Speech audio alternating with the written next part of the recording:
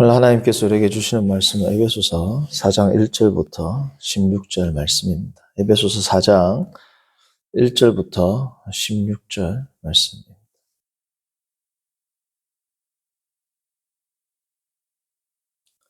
한 절씩 교독하시고 16절 합독합니다. 그러므로 주 안에서 갇힌 내가 너희를 권하노니 너희가 부르심을 받은 일에 합당하게 행하여 모든 겸손과 온유하고 우리 참음으로 사랑 가운데서 서로 용납하고 평안에 매는 줄로 성령이 하나 되게 하신 것을 힘써 지키라. 몸이 하나요 성령도 한 분이시니 이와 같이 너희가 부르심의 한 소망 안에서 부르심을 받았느니라. 주도 한 분이시요 믿음도 하나요 세례도 하나요. 하나님도 한 분이시니 곧 만유의 아버지시라.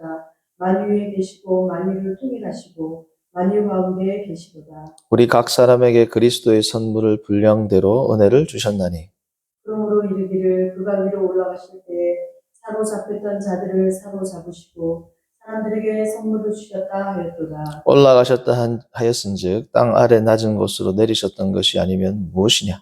내리셨던 그가 곧 모든 하늘 위에 오르신 자니 이는 만물을 충만하게 하려 하십니다. 그가 어떤 사람은 사도로, 어떤 사람은 선지자로, 어떤 사람은 복음 전하는 자로, 어떤 사람은 목사와 교사로 삼으셨으니 이는 성도를 온전하게 하여 봉사의 일을 하게 하며 그리스도의 몸을 세우려 하십니다. 우리가 다 하나님의 아들을 믿는 것과 아는 일에 하나가 되어 온전한 사람을 이루어 그리스도의 장성한 분량이 충만한 데까지 이르리니 이는 우리가 이제부터 어린아이가 되지 아니하여 사람의 속임수와 간사한 유혹에 빠져 온갖 교훈의 풍조에 밀려 요동하지 않게 하려 합니다. 오직 사랑 안에서 참된 것을 하여 범사에 그에게까지 자랄지라. 그는 머리니 곧 그리스도라. 그에게서 온 몸이 각 마디를 통하여 도움을 받음으로 연결되고 결합되어 각 지체의 분량대로 역사하여 그 몸을 자라게 하며 사랑 안에서 스스로 세우느니라. 아멘. 전통적으로 우리가 바울 서신을 보면 그게 두 부분으로 나눌 수 있습니다. 완전히 칼로 무 자르듯이 이게 딱 나누어지는 것은 아니지만 큰 틀로 볼 때 전통적으로 그런 해석을 했습니다. 첫 번째, 예를 들면 이번에 우리가 보고 있는 에베소서로 예를 든다면 1장부터 3장을 소위 인디커티브, 다시 말하면 직설법적 화법을 썼고 4장부터 이제 6장까지는 임페러티브, 명령법을 썼다.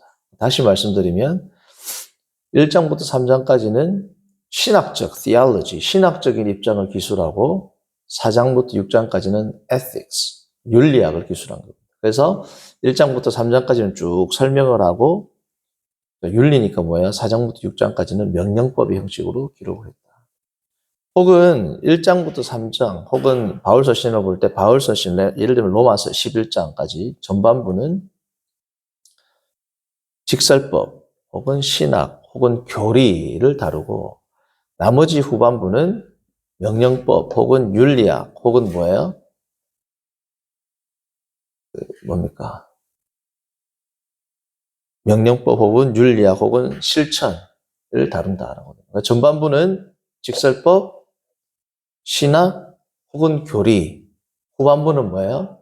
명령법, 혹은 윤리학, 혹은 실천을. 혹은 조금 더 이제 전문적인 용어를 쓴다면 전반부는 정통, orthodox. 전반은 정통에 대한 내용이고 후반은 orthopraxis, 정행, 올바른 행동에 대한 이야기다. 그래서 보통 전반부는 설명이고 후반부는 그 설명에 따른 삶을 강조한 것이 바울 신학의 뭐야? 전체적인 프레임이다라고 보시면 됩니다. 틀이라고 보시면 됩니다. 자, 그래서 우리가 지금 이제 오늘부터 4장 이 후반부를 보니까 이 후반부는 어떤 부분이다? 어떤 파트다? 윤리학, 혹은 실천, 정행, 행동에 대한 가르침이라는 것을 알 수 있습니다. 물론 전반부에도 행동이 나오고 후반부에도 교리가 나오죠. 그러나 큰 틀로 볼 때 이렇게 나누면 무방하다. 나누는 것도 무방하고 이렇게 나누는 것도 큰 우리가 볼 때에 틀을 잡는 데는 용이하다라고 볼 수 있습니다. 자, 그래서 1장부터 3장까지의 내용을 1장, 2장, 3장에서 중심 내용을 본다면, 자, 1장은 뭐예요? 그리스도와 혹은 하나님과 그리스도를 통해서 하나님과 성도 간의 연합. 예를 들면 1장 5절을 보시면 그 기쁘신 뜻대로 우리를 예정하사 예수 그리스도로 말미암아 누구요? 자기의 하나님의 성부 하나님의 아들들, 자녀들이 되게 하셨다. 1장은 하나님과 우리 성도와의 관계에 초점을 맞춰. 2장은 뭡니까? 성도와 성도 간의 관계입니다. 1장은 하나님과 성도와의 관계. 2장은 뭐예요? 2장 15절을 보시면 법조문으로 된 계명의 율법을 폐하셨으니 이는 둘로 자기 안에서 한 세 사람을 지어 화평하게 하시고 성도와 성도와의 연합, 화평. 1장은 하나님과 성도와의 화평. 자, 3장은 뭐냐? 하나님과 성도 간의 이 화평과 성도와 성도 간의 연합, 이 화평은 결국은 이것이 뭐다? 3장 우리가 지난주에 보았던 14절부터 19절. 이것을 온전하게 드러내고 실천하는 것은 다름 아닌 능력이 충만한 것, 그리고 사랑이 충만한 것, 혹은 풍성함이 충만한 것. 능력과 사랑과 풍성함이 성도 삶 가운데 충만하게 드러나는 것이 결국 뭐다? 하나님과 성도 간의 긴밀한 연합이 있을 때, 성도와 성도 간의 긴밀한 연합이 있을 때, 이러한 공동체의 삶을 통하여 하나님의 능력과 사랑과 풍성함이 충만케 되는 복을 누린다. 그러한 삶의 질을 누리게 된다. 가 3장까지의 내용이었습니다. 자, 그러면 4장은 뭐냐? 그러한 능력을, 그러한 사랑을, 그러한 충만함을 소유한 성도는 자, 어떻게 살아야 되겠는가? 이거겠죠. 4장부터는 뭐예요? 구체적인, 실제적인 이제 삶의 내용들이 등장하게 되는 겁니다. 자, 우리가 이제 다루게 되는 4장은 크게 두 부분으로 나눌 수 있어요. 4장 1절부터 16절까지는 전반부고, 우리가 오늘 읽었던 본문이죠. 17절부터 이제 마지막 32절까지를 후반부로 볼 수 있습니다. 그래서 전반부의 내용은 뭐냐? 한 단어로 말씀드리면 연합입니다. 연합. 후반부의 내용은 뭐냐? 거룩입니다. 자, 그래서 오늘 제목은 뭐다? 이 4장 1절부터 16절까지 연합을 강조한 Walk in Unity. 연합하여 행하라. 서로 연합하라. Walk in Unity. 왜 walk를 썼느냐? 전반부를 시작하는 1절 보시면 너희가 부르심을 받은 일에 합당하게 뭐예요? 행하여. 행하여가 헬라어로 걷다입니다. 걷다. 4장 17절도 후반부를 보면 전반부를 시작할 때도 단어가 행하다. 후반부도 시작할 때 뭐예요? 허망한 것으로 뭐예요? 행함같이 행하지 말라. 걷다와 걷다란 말이죠. 그래서 전반부는 walk in unity. 후반부는 뭐예요? walk in holiness. 전반부는 연합. 후반부는 거룩. 마치 1장은 거룩, 2장은 연합인데 이 순서가 바뀌어서 4장은 뭐예요? 연합이 먼저 나오고 그리고 거룩에 대한 내용이 나오게 된다라는 겁니다. 자, 1절에 walk in unity의 명령은 부정 명령이에요? 긍정 명령이에요? 행하라 하죠. 4장 1절. 4장 17절은 부정 명령입니까? 긍정 명령입니까? 행하지 말라. 부정 명령이죠. 그래서 전반부는 긍정 명령으로 시작하고 후반부는 부정 명령으로 시작합니다. 그것이 뭐냐 하면 그게 경건이라는 겁니다. 경건 혹은 거룩, pietas 혹은 뭐예요? 경건이라는 말과 혹은 piety 혹은 holiness, 이 말은 긍정적인 면과 부정적인 면이 있는데 거룩의 긍정적인 면은 뭐예요? 행하는 것이고 부정적인 면은 뭐예요? 행하지 않는. 뭐 십계명도 마찬가지죠. 하나님 율법도 마찬가지. 뭐예요? 행하라 긍정 명령, 하지 말라 부정 명령이 있습니다. 그래서 야고보 사도가 아니죠. 야고보서를 기록한 분은 장로 야고보는 그의 서신서에서 그의 성경에서 거룩에 대해서 부정적인 측면과 긍정적인 측면을 동시에 이야기를 합니다. 자, 야고보 1장 27절 우리가 잘 아는 거룩이 무엇이냐? 이 한 절에 요약을 해놨죠. 경건 혹은 거룩이라는 것은 뭐다? 1장 27절을 봅니다. 부정적인 면, 긍정적 면을 하나씩 써놨습니다. 자, 봅니다. 하나씩은 아니고 어쨌든 부정과 긍정을 씁니다. 봅니다. 하나님 앞에서 정결하고, 자, 긍정이에요, 부정이에요? 긍정이죠? 하나님 앞에서 정결하고, 그 다음에 뭐예요? 더러움이 없는, 긍정입니까? 부정입니까? 부정이죠? 하나님 앞에서의 정결하고 더러움이 없는 그것이 뭐다? 경건이다. 경건 혹은 거룩에는 두 가지 측면이 있다. 뭐라고요? 긍정적인 면과 부정적인 면. 긍정적인 면은 뭐다? 정결한 것, 깨끗한 것. 부정적인 면은 뭐다? 더러움이 없다. 같은 것이죠. 이 경건은 자 긍정적인 것입니다. 뭡니까? 고아와 과부를 돌보는 것. 부정적인 것은 뭡니까? 자기를 지켜 뭐예요? 세속의 물. 그래서 경건, 거룩이라는 것은 딱 크게 나누면 두 가지라는 거예요. 뭐예요? 정결한 것과 더러움에 물들지 않는 것. 정결한 것은 뭐다? 깨끗한 것은 뭐다? 어려운 자, 고아와 환난 당한 그 고아와 과부를 돌보는 것. 가장 미천하고 어려운 자들을 뭐예요? 돌보는 것. 그리고 세속에 물들지 않는 것. 교회에서 갑질한다? 거룩한 게 아니죠. 교회에서 고압적인 태도, 갑질을 한다. 뭐 장로든 목사든 어떤 직분을 가지든 그 사람은 그리스도인이 아닙니다. 그리스도인이 어떻게 갑질하냐고. 고아와 과부를 돌보고 겸손히 돌보는 자인데 자기의 직분을 이용해서 고압적인 태도로 한다면 그 사람은 그리스도인을 할 수 있겠습니까?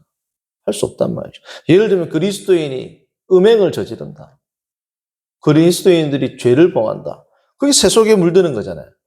세속에 물들지 않는 것만 그리스도인 거룩한 게 아니고 저 사람이 예를 들면 도덕적인 나쁜 짓을 했다. 그럼 우리가 혀를 찬단 말이죠. 그러나 도덕적으로 나쁜 짓을 하지 않았지만 교회에서 직분을 이용해 직권남용, 뭐 장로랍시고 목사랍시고 뭐예요? 성도들을 무시하고 성도들은 무시 못하죠. 성도들이 무서우니까. 특히 누구 무시합니까? 부교육자. 그죠? 부교육자 막 전도사들, 특히 교육 전도사 무시하고. 뭡니까? 그럼 성도해? 아닙니다. 이 말만 하면 제가 상처가 십수년을 목회하면서 저는 제일 누구한테 제일 상처를 많이 받았냐? 담임 목사하고 장로들. 부교육자인데 제일 상처를 성도한테 받은 거는 뭐 얼마 안 됩니다. 그래도 성도들은 전도사님 하잖아요. 목사님하고 장로님들은 어떻게 해요? 둘이 있을 때? 여기까지 하겠습니다. 어쨌든 참단 성도는 그렇게 하면 안 된다. 자, 전반부 1장 우리가 보았던 에베소서 4장 1절부터 16절까지의 내용을 이제 다시 세분화하자면 우리가 보는 이게 뭐야? Walk in Unity를 세 부분으로 세분화하자면 이렇게 돼요. 1절부터 6절까지. 1절부터 6절까지가 첫 번째 파트입니다. 7절부터 10절까지가 두 번째 파트입니다. 그리고 11절부터 16절까지가 세 번째 파트입니다. 그게 문장이 딱 떨어져요. 특별히 11절에서 16절까지는 딱 한 문장이에요. 11절부터 16절까지는 한 파트고 1절에서 6절까지가 한 파트고 7절에서 10절까지가 뭐라고요? 한 파트가 총 세 부분으로 나뉩니다. 자, 총 세 부분은 1절에서 6, 7에서 10, 11에서 16으로 나누는데 이 4장 1절에서 6절 다시 말씀드리면 에베소서 전반부에 가장 중요한 단어, 키워드가 두 개가 나와요. 가장 중요한 단어 두 개, 이 중요한 단어 두 개만 알아도 오늘 설교 끝난 겁니다. 첫 번째 단어는 뭐냐면 3절과 그리고 13절에 나옵니다. 3절 하나 되게 하신가. 13절 뭐예요? 똑같은 단어 하나가 돼요. 이게 헬라어로 뭐냐? 성도님들 들어보면 아하 할 겁니다. 이게 헤노테스입니다. 헤노테스 찬양대 이런 거 들어보셨죠? 헤노테스가 뭐다? 하나가 되다 이 뜻입니다. 지금 이 에베소서에서 나왔던 이 단어 헤노테스. 그래서 4장 1절에서 16절 가장 중요한 단어 가운데 하나 첫 번째가 뭐다? 헤노테스. 3절에 넣는 하나 되게 하신 것. 이게 헤노테스. 13절에 뭐예요? 어디 있냐? 하나가 되어 아들을 믿는 것과 아는 일에 하나가 되어 뭐죠? 헤노테스. 이 헤노테스가 첫 번째 중요한 단어다. 두 번째 중요한 단어는 뭐냐면 이 단어에서 우리가 피아노 칠 때 반주 정확하게 하라고 박자기 있죠, 박자기. 이 단어에서 메트로놈이라는 단어가 나왔습니다. 메트로놈. 그리고 이 헬라어에서 우리가 잘 아는 몇 미터 할 때 미터가 나왔어요. 그게 무슨 뜻이냐? 어디에 나오냐? 7절, 13절, 16절에 나옵니다. 7절에서 자 나오는 단어가 뭐냐? 분량입니다. 그리스도의 뭐라고요? 분량. 이 분량이 헬라어로 메트론입니다. 메트론. 이 메트론에서 나온 게 뭐라고? 메트로놈이죠. 그러니까 미터. 메트로에서 나온 게 뭐예요? 미터. METR, 미터죠. 그러니까 미터가 더 정확하게 재는 거 치수잖아요. 메트로놈도 정확하게 박자의 치수를 재죠. 그게 치수 분량. 그래서 7절에 나왔던 뭐라고요? 분량. 그리고 13절에도 뭐예요? 분량이 나오죠. 그리고 16절에도 뭐예요? 분량이 나옵니다. 이 분량이 뭐라고요? 메트론입니다. 특히 이 13절이 주제 구절이라고 할 수 있죠. 4장 1절에서 16절까지. 왜요? 제일 중요한 단어 두 개가 같이 나옵니다. 우리가 다 하나님의 아들을 믿는 것과 아는 일에 뭐예요? 하나가 되면 어떻게 된다? 그리스도의 장성한 분량이 충만한 데까지 이렇게 된다.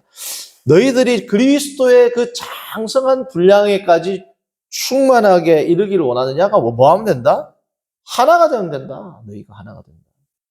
하나가 되면 어떻게 돼요? 자, 그리스도의 장성한 분량이 충만한 데까지 이른다. 그게 지난주에 나왔던 3장 어디에 나오느냐? 19절. 그 너비와 길이와 높이와 깊이가 어떠한 것인지를 깨닫는다. 그리스도의 장성한 분량이라는 것은 다시 말씀드리면 뭐예요? 18절부터 나오는 능히 모든 성도와 함께 뭐라고요? 지식에 넘치는 그리스도의 사랑. 그리고 너비와 길이와 높이와 깊이. 그것을 한마디로 말하면 뭐예요? 분량이라는 거죠. 그 너비와 길이와 그 너비, 여기서 그 너비는 뭐냐면 성부 하나님입니다. 성부 하나님의 풍성하심의 넓이, 혹은 높이, 혹은 깊이, 세 개 중에 하나예요. 여기서 말하는 그 정관사 토는 16절에 나왔던 하나님 아버지의 풍성함을 의미할 수 있습니다. 그러니까 3장 19절은 뭐예요? 하나님의 풍성함의 너비와 길이와 높이와 깊이로 볼 수도 있고, 두 번째는 뭐냐면 17절에 있는 17절에 나오는 뭐예요? 사랑입니다. 그러니까 여기서 말하는 사랑이 뭐냐면 하나님의 사랑이거든요. 그러니까 하나님의 사랑의 높이와 길이와 깊이가 될 수도 있고, 또 하나는 뭐냐면 18절에 나오는 그리스도의 사랑일 수도 있어요. 그러니까 삼위일체 하나님이니까 이게 성부 하나님, 성자 예수님 이게 다 뭐예요? 뭐가 돼도 관계없습니다. 그래서 성부 하나님의 풍성하심의 너비와 높이와 길이와 깊이일 수도 있고, 예수 그리스도의 사랑일 수도 있고, 하나님의 사랑일 수도 있습니다. 그러니까 만약에 예수 그리스도의 사랑으로 본다라면 이 예수 그리스도의 사랑으로 본 사람이 지금 정확히 기억이 안 나는데 그 해석을 한 사람이 하면 토마스 아퀴나스일 겁니다. 토마스 아퀴나스 중세 때. 그 예수 그리스도의 사랑으로 본다면 이 사랑의 너비와 길이와 높이와 깊이를 한 단어로 말하면 그게 뭐예요? 그게 분량이죠. 그래서 뭐예요? 13절에 있는 그리스도의 장성한 뭐예요? 분량이 충만한 데까지. 그 그리스도의 사랑의 너비와 높이와 길이와 뭐예요? 깊이를 알기 위해서는 너희가 결국은 뭐 하라는 겁니까? 하나 되라는 겁니다. 여기서 말하는 그리스도의 장성한 분량이 충만한 데까지 이른다. 2번 보면 장성한을 충만의 신장의 분량이 이렇게 나오잖아요. 그렇죠? 왜냐하면 헬라어로 그리스도의 충만함에 원래 이 헬라어 원어로 보면 그리스도의 충만함에 혹은 충만하신 그리스도의 키의 분량대로 나옵니다. 여기 신장, 가로 열고 이 신장 나오잖아요. 왜냐하면 이 헬리키아라는 이 단어가 누가복음에 보면 예수님이 자랄 때 그가 사람들 앞에서 키와 키, 우리 신장할 때 이 키가 같은 단어를 썼거든요. 그러니까 결국 이 신장이라는 게 뭐예요? 그리스도의 신장, 키가 상징하는 것은 뭡니까? 그리스도의 그 분량이죠. 그 분량, 이 키가 상징하는 것이 뭐다? 너비와 높이와 길이와 높이와 깊이. 이것을 한마디로 말해서 헬리키아라는 단어를 쓴 겁니다. 꼭 이 키를 의미하는 것보다는. 그래서 그 충만하신 그리스도의 분량, 그 충만하신 하나님의 풍성함을 너희가 알기를 원하느냐? 그 13절이 주제라고요. 뭐라고요? 하나 되면 된다는 겁니다. 하나님을 아는, 아들을 믿는 것과 아는 일이 어떻게 해야 된다? 하나가 된다. 이 하나가 되기 위해서 나오는 게 다음 주부터는 아니죠. 다음 주부터는 성도님들 제가 다음 주 주일 오전 오후부터는 성탄절 설교를 쭉 할 겁니다. 주일 오전 수 예배.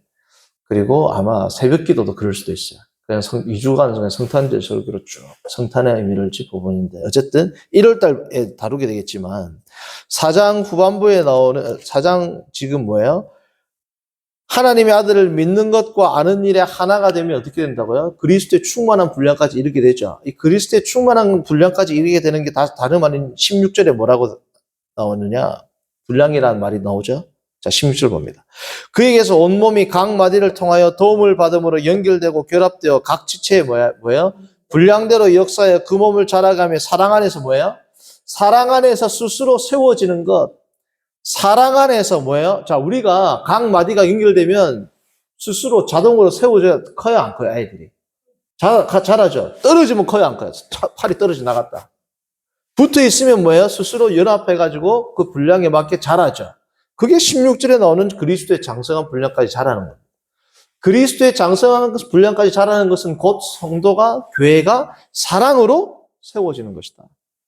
사랑으로 세워지는 게 뭐예요? 서로 하나 되는 거죠. 다 연결이 되는 거예요. 그래서 지난주에 뭐예요? 사랑과 능력과 풍성함이 다 뭐야? 같은 개념이라고 했지 않습니까?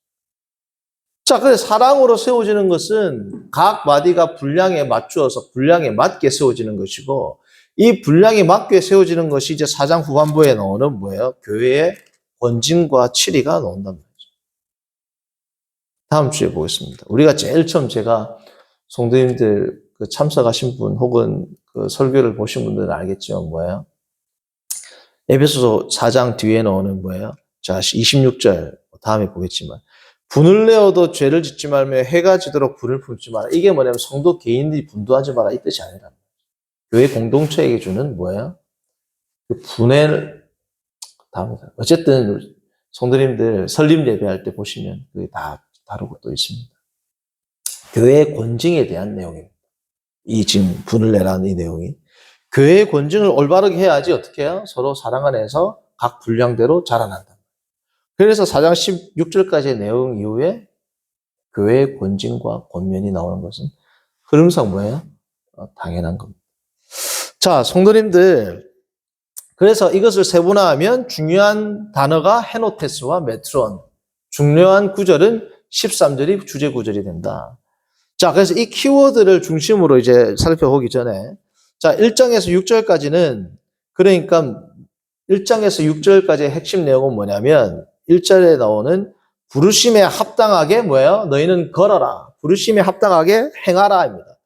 7절에서 10절까지는 뭐냐면 부르심에 합당하게 너희들이 행할 수 있는 이유가 뭐냐? 그 능력은 어디서 왔느냐? 그리고 그 능력은 너희가 어떻게 실천해야 되느냐? 7절에서 10절은 뭐냐면 부르심에 합당하게 행하라라고 앞에 명령을 했죠.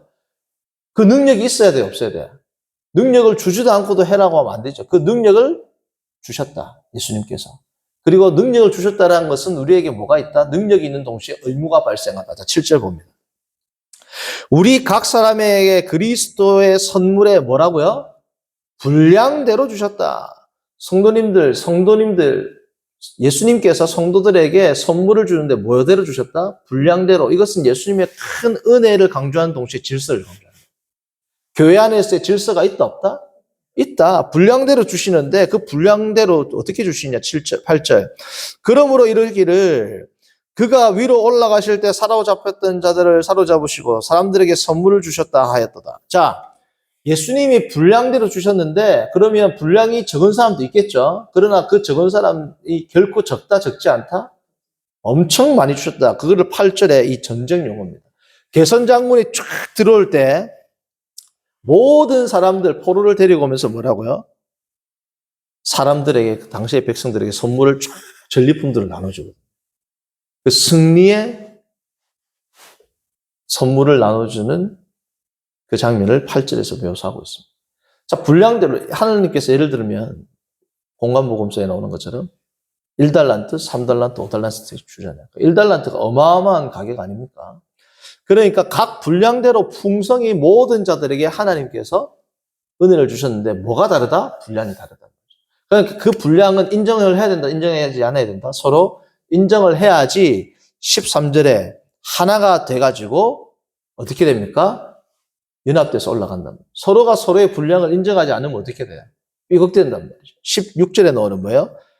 각 마디가 연결되고 결합된단 말이죠.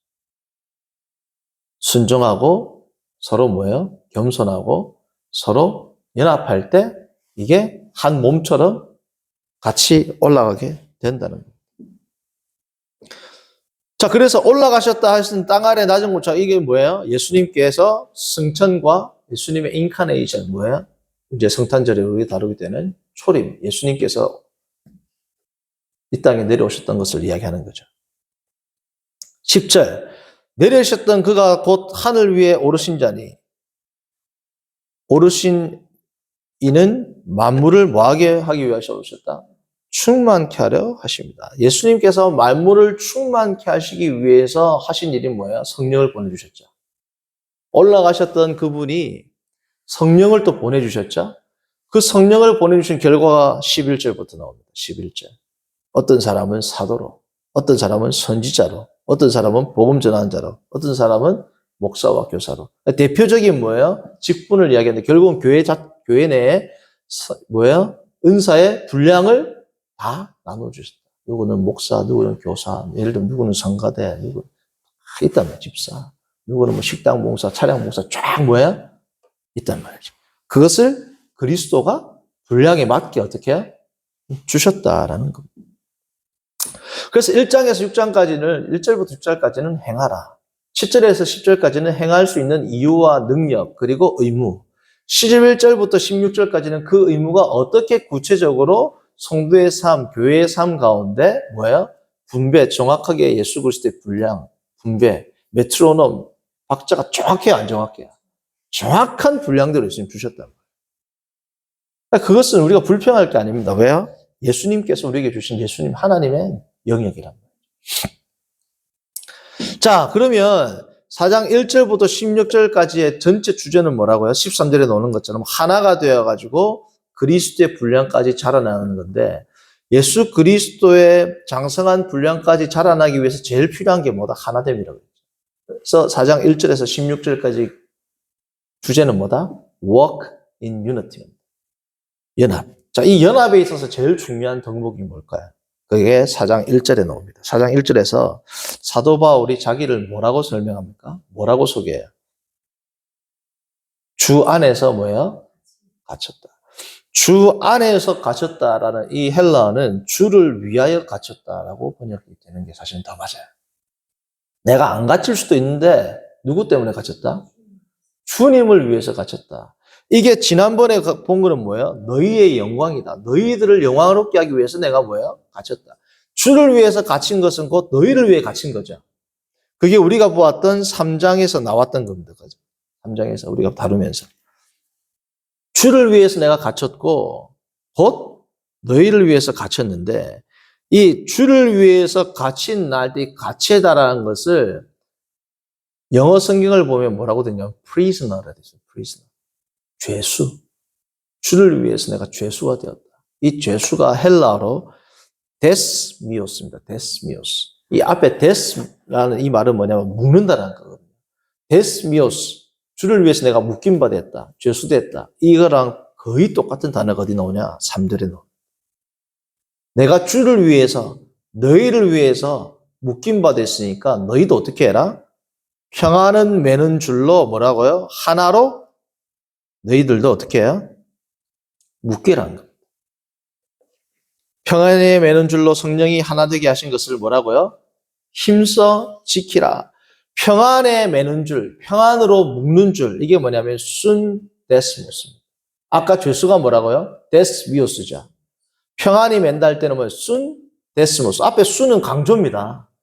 그러니까 데스미오스, 데스모스 똑같아요, 안 똑같아요? 거리가 좀 다르지 똑같단 말이죠. 근데 앞에 순은 뭐예요? 더 강조하는 겁니다. 헬라어에서 순은. 그래서 뭡니까? 내가 너희를 위해서 묶인 것처럼 너희도 평안으로 어떻게 해요? 서로 묶여라. 그러기 위해서 제일 중요한 게 뭐다? 그게 2절입니다. 뭐 해야 된다? 겸손해라. 겸손. 겸손하고 온유해라. 너희들이 어떻게 해요? 먼저는 겸손해라. 온유하고 오래 참고. 성도님들, 사도 바울이 자기의 사도권 혹은 자기의 은사, 교회의 직분과 은사, 교회의 직분과 은사를 표현할 때 고린도전서 12장 그리고 로마서 12장에 쭉 무슨 은사들이 나오죠. 그때 은사를 기술할 때는 무슨 단어를 씁니까? 카리스마를 씁니다. 카리스마. 카리스마의 복수형, 카리스마타, 은사들. 카리스마를 쓰는데 오늘 여기서는 자기의 사도권, 은사를 말하는데 뭘 썼다? 죄수를 쓴 겁니다. 이유가 뭘까요? 겸손을 강조하고 있습니다. 심지어 고린도후서 11장 5절에는 사도권을 이야기하면서 나는 지극히 크다고 한 그 사도들보다 나는 조금 더 뭐예요? 부족하지 않다. 그러나 오늘 본문에서는 뭘 강조하기 위해서? 겸손을 강조하기 위해서 자기 친의 사도권을 이야기하는데 뭘 이야기한다? 죄수다. 마찬가지로 같은 옥중서신인데 에베소서만큼 싸웠던 데가 어디예요? 빌립보서입니다.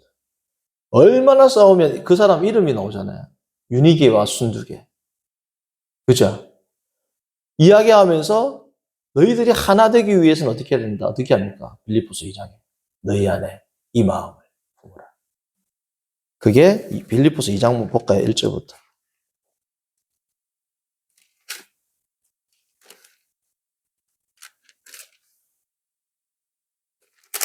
자, 2장 1절 봅니다. 그러므로 그리스도 안에 무슨 권면이나 사랑의 무슨 위로나 성령의 무슨 교제나 긍휼이나 자비가 있거든. 너희들이 그리스도인이라 가지고 무슨 성령이 있고 교통이 있고 뭐 진짜 성도라고 한다면 이 뜻입니다. 어떻게 해요? 마음을 같이하여 같은 사랑을 에베소서랑 비슷하죠. 마음을 같이하여 한 마음을 품어. 3절 뭐라고요? 겸손히 본다. 한 마음을 품고 하나가 되기 위해서는 필요한 것이 뭐다? 겸손이에요. 성도님들, 겸손이 우리에게 뭐야? 중요합니다. 겸손. 성도님들, 겸손이라는 것은 사람들 앞에서, 저희가 뭐. 이게 진짜 겸손이 아니죠. 정말 겸손은 뭐다? 오늘 빌립보서에서 나온 것처럼 3절, 남을 낮게 여기는 거예요. 남을 낮게 여기는 게 아니고, 뭐야? 남을 존중하고 낮게 여기는. 그래서 우스갯소리가 있어요. 정말 담임 목사님이, 우리 목사님은 참 훌륭한 분이다. 누가 안다고요? 부역자가 합니다. 성도들이 아는 담임 목사가 좋은 담임 목사가 아니고 정말 부교육자가 집에서 침상에서 부교육자 사모님이랑 누워가지고 참 우리 목사님 존경스럽다라고 말할 수 있는 분이 누구예요? 진짜 좋은 목사님입니다. 부교육자가 성도들한테 담임 목사님 흉볼 수 없잖아요. 정말 겸손하고 남을 낮게 여기는 것은 성도님들 모든 담임 목사님들이 성도들한테는 웬만큼 다 겸손하잖아요. 1대1의 관계에 있을 때 성도님들 나와 너 보는 사람이 없을 때 혹은 직장에서 나보다 아랫사람한테 대할 때 성도님들 나보다 윗사람한테는 직장에서 다 뭐예요? 다 잘합니다. 겸손하게. 내내 한단 말이죠. 물이 위에서 아래로 흐르지 않습니까? 직장 생활을 할 때 나와 동등한 사람 아니면 나의 직원에게 내가 어떻게 하느냐 그게 진짜입니다. 내 직원한테 내가 어떻게 하느냐 그게 진짜랍니다. 교회에서 담임 목사님이 뽑은 직원이 누구예요? 부교육자잖아요. 직원한테 어떻게 하느냐가 그 사람 진짜라니까요. 성도님들 자 가게를 열어요. 가게를 열어서 가게 점주입니다. 점주. 식당 주인이 큰 가게를 열어요. 손님들한테 친절해 안 친절해? 아유 어서 오세요. 뭐 조금만 죄송합니다. 아유 진짜 웃고 서비스 드릴게요. 해요 안 해요? 주방에 들어가가지고 직원들한테 그렇게 해요? 안 하잖아요. 자 그러면 예를 들어서 식당에서 사람들이 밥을 먹어요. 그러면 점주가 사람들은 뭐라고 생각해요? 본인들한테 잘하면 좋은 점주라고 생각합니다. 직원들한테는 뭐 갑질을 하든 뭘 하든 내한테만 잘하면 이 사장은 좋은 사장이에요, 안 좋은 사장이에요. 그러니까 교회가 안 변하는 거예요. 나한테만 잘해주면 이분이 좋은 분이 아니란 말이죠. 막 갑질하는 업주들 있잖아요. 손님들은 저 사람이 저럴 줄 몰랐다. 당연히 저럴 줄 모르죠. 나는 그 사람이 직원이 아니니까. 성도님들, 이 겸손의 원리는 뭐하고도 관계되냐면 남을 나보다 낮게 여긴다는 이 말은 다른 말로 뭐예요? 단순히 남을 나보다 낮게 여긴다는 것뿐 아니라 교회의 시스템 안에서 남을 나보다 낮게 여긴다는 건 무슨 의미가 또 있어요? 내한테 아무리 잘해도 전체적인 공동체 안에서 하는 행실이나 행위라든지 잘못 엇나가면 어떻게 해야 돼요? 내한테 아무리 잘해도 이것은 잘못한 것입니다라는 목소리를 내는 그게 뭡니까? 그게 겸손입니다. 남을 나보다 낮게 여기는 빌립보서는. 담임 목사님이 나한테 너무 잘해줘야. 예를 들어서 근데 부교육자한테는 갑질을 해. 그럼 그 담임 목사님 좋은 분이 아니에요? 안 좋은 분이에요? 좋은 분 아닙니다. 왜요? 식당에서의 고객처럼 성도들도 고객으로 본단 말이죠. 그런 분들은 예를 들면 아무리 내한테 잘해도 예를 들어서 목회자나 장로나 직분자나 아니면 사역자나 전도사가 내한테는 잘해. 근데 뭔가를 보는데 교회 안에서의 공의와 정의와 여러 가지 시스템적으로 있을 때 불법을 행하거나 잘못된 방향으로 나갑니다. 그러면 나한테 아무리 잘해도 이 부분에 대해서는 반대하는 의견을 내고 이 부분에 대해서는 때로는 얼굴을 붉히고 때로는 관계가 서먹해지는 것을 더 감수하고서라도 이야기를 하는 게 남을, 공동체를 나보다 낮게 여기는 거 아닙니까? 성도님들? 그게 없어지니까 교회가 어떻게 돼요? 안 세워진단 말이에요. 뒤에서 아이고 우리 목사님 해놓고도 안 변합니다. 왜 안 변해요? 내한테 잘해주면 좋은 분이다. 세상 사람들이 생각하는 것과 우리가 생각하는 게 무슨 차이가 있어요? 점주가 직원은 그렇게 할 수 있지. 시장이니까 공무원 그렇게 부를 수 있지. 안 변한단 말이에요. 우리 경제만 잘 돌리면 나라 살림만 잘하면 내한테만 득이 되면 법카를 쓰든 공무원을 돌리든 자기 세탁물을 맡기든 집안일을 시키든 아무 관계 없다. 경제만 잘 돌아가라. 내만 풍요롭게 하라. 그 사고나 교회에서 어떤 예를 들면 전도사가 억울했다. 당했다. 어떤 성도가 억울했다. 내한테만 잘하면 뭐예요? 잘했단 말이에요. 사회나 교회가 뭐가 다릅니까? 그러면서 교회가 뭐라고요? 그리스도의 몸이다.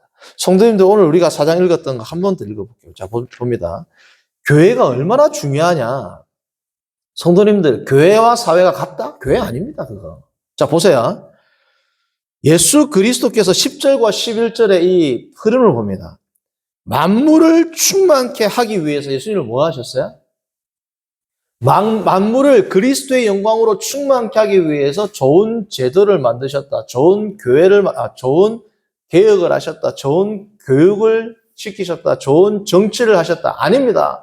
만물을 그리스도의 영광, 그리스도의 충만하심으로 충만케 하기 위해서 예수님이 하신 일이 뭐다? 11절. 교회를 세운 겁니다. 직분자를 세웠단 말이죠. 성도를 세웠어요. 예수님이 이 세상을 그리스도의 영광으로 충만케 하기 위해서 세운 게 뭐다? 11절의 직분입니다. 목사와 교사 쭉 있죠? 이 직분을 세운 일이 뭐예요? 결국은 12절. 성도를 온전케 하기 위해서. 성도가 온전케 돼가지고 사랑 안에서 자라나면 세상이 어떻게 돼요? 바뀐다는 거예요. 그리스도의 영광으로 충만해진다는 거예요. 자, 그런데 그리스도의 영광으로 충만하게 돼야 될 죄악된 더러운 세상을 바꾸어야 될 우리가 세상하고 시스템이 똑같다. 세상과 가치관이 똑같다. 세상과 흘러가는 방식이 똑같다. 변합니까? 그럼 그리스도께서 직분자를 세운 의미가 없죠. 대통령 그냥 세우지 뭐 한다 교회 세우냐고. 예수님께서 교회를 통해서 세상을 바꿔야 되는데 교회랑 세상이 똑같으면 교회 뭐 한다 세우셨냐고 예수님께서. 성도님들 더 이상 나한테만 관심을 두지 마. 어떻게 하면 내가 신앙생활을 잘할까? 어떻게 하면 교회에서 내가 기도회가 복받을까? 어떻게 하면 내가 이분하고 잘 지낼까? 어떻게 하면 목사님하고 잘 지낼까? 어떻게 하면 내가 교회 안에 조용하게 지낼까? 나 그만하십시오. 남을 낮게 여기는 겸손은 뭐야? 때로는 분쟁이 있을 수 있습니다. 때로는 얼굴을 붉힐 수 있어요. 때로는 서먹해질 수 있어요. 그러나 교회가 세상과는 다르게 나아가도록 나 자신을 헌신하는 것. 성도님들, 예를 들면 내가 옳은 말을 하고 바른 말을 했다가 어떤 분하고 서먹해진다까지도 감수를 하는 게 뭡니까? 남을, 여기서 말하는 남은 뭐예요? 성도들, 공동체란 말이에요. 우리는 사회가 아닙니다. 우리는 교회입니다. 성도의 정체성을 가지고 세상에 그리스도의 충만함을 드러내는 게 합당한 그러한 삶을 살아가는 저와 여러분들 되기를 바랍니다. 아멘. 선하신 하나님 아버지, 오늘 주의 말씀을 통하여 우리가 성도가 walk in unity, 어떻게 연합하여 걸어갈 수 있는지를 다시금 생각하게 하심을 감사합니다. 하나님 아버지, 우리 마음 가운데 늘 남을 나보다 낮게 여기며 겸손히 행함으로 교회가 그리스도의 영광을 드러내는데 부족함이 없도록 그리스도의 장성한 충만함이 이르기까지 우리가 쳐서 나 자신을 쳐서 복종시킴으로 서로가 서로 안에서 하나 되는 거룩한 공동체가 되도록 인도하여 주옵소서. 하나님 아버지, 우리 교회 내 예수님의 말씀처럼 이 세상에 불법이 성하면 사랑이 식어진다 말씀하셨습니다.